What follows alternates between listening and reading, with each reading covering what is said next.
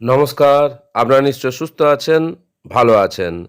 আজ অর্থাৎ 19/8/2026 তারিখে সুপ্রিম কোর্টের ৮ নম্বর কোর্টে বিচারপতি সঞ্জয় করল ও বিচারপতি প্রশান্ত কুমার মিশ্রের বেঞ্চে দুপুর 2:55 নাগাদ একটি বহু আলোচিত মামলা ওঠে।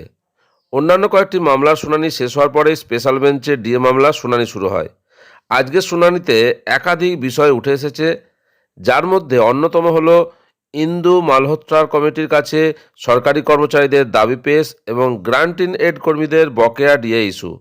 সুপ্রিম কোর্টের প্রবীণ বিচারপতি সঞ্জয় করল 22শে আগস্ট অবসর গ্রহণ করতে চলেছেন। সেই কারণে তিনি এই ডিএ মামলার সমস্ত বিষয় এবং অভিযোগ নবগঠিত ইন্দু মালহোত্রা কমিটির নিকট পাঠানোর নির্দেশ দিয়েছেন। আদালত জানিয়েছে যে ইতিমধ্যে একটি বিশেষ কমিটি গঠন করা হয়ে গেছে এবং এখন থেকে মামলাকারীদের সমস্ত অভিযোগ বা বক্তব্য ওই কমিটির কাছেই তুলে ধরতে হবে। মামলাকারীদের তরফ থেকে কারা প্রতিনিধি হিসেবে কমিটির কাছে যাবেন সেই তালিকাও এদিন আদালতে জমা দেওয়া হয়েছে। বিচারপতি জানিয়েছেন কমিটি এখন থেকে সমস্ত দাবি দাবা খতিয়ে দেখবে। আজকে যে শুনানি ছিল সুপ্রিম কোর্টে ডিএ সংক্রান্ত, সেই শুনানিতে গ্রান্ট ইন এড কর্মচারী, বিশেষ করে রাজ্য সরকারের সাহায্যপ্রাপ্ত স্কুলগুলির শিক্ষক শিক্ষিকা এবং শিক্ষাকর্মী, তাদের ডিএর বিষয়টি বিশেষভাবে উত্থাপিত হয়। মামলাকারীদের আইনজীবী আদালতকে জানান যে গ্রান্ট ইন এড কর্মীরা এখনও তাদের প্রাপ্য বেতন বা বকেয়া ডিএ থেকে সম্পূর্ণ বঞ্চিত। তারা যাতে সরাসরি ইন্দু মালহোত্রা কমিটির কাছে তাদের দাবি ও বঞ্চনার কথা জানাতে পারেন, সেই আর্জি জানানো হয় আদালতের কাছে। এই দাবির পরিপ্রেক্ষিতে রাজ্যের হয়ে উপস্থিত সলিসিটর জেনারেল তুষার মেহতা আপত্তি জানিয়ে বলেন যে এটি মূল রায়ের বাইরে একটি নতুন বিষয়। তিনি দাবি করেন এই বিষয়ে মামলাকারীদের একটি নির্দিষ্ট আবেদন বা অ্যাপ্লিকেশন জমা দিতে হবে, যার ভিত্তিতে রাজ্য সরকার এফিডেভিট বা হলফনামার মাধ্যমে নিজেদের উত্তর দেবে। তবে মামলাকারীদের পক্ষের আইনজীবী করুণানন্দী ম্যাডাম রাজ্যের পেশ করা 84 পাতার স্ট্যাটাস রিপোর্টের 64 নম্বর পাতার সরাসরি উল্লেখ করেন।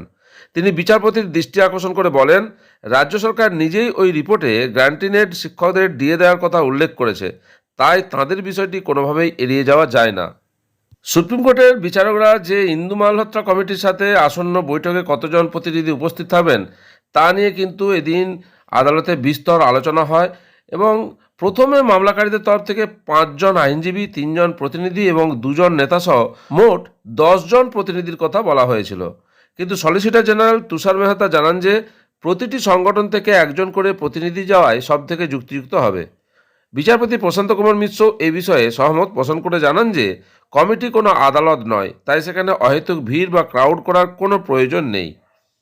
শেষ পর্যন্ত স্থির হয় 5টি মূল পার্টি থেকে একজন করে প্রতিনিধি সেখানে বক্তব্য রাখবেন, যাতে কোনো রকম বিশৃঙ্খলার সৃষ্টি না হয়। ইউনিটি ফোরামের আইনজীবী শুনানি চলার সময় গুরুত্বপূর্ণ অভিযোগ তোলেন।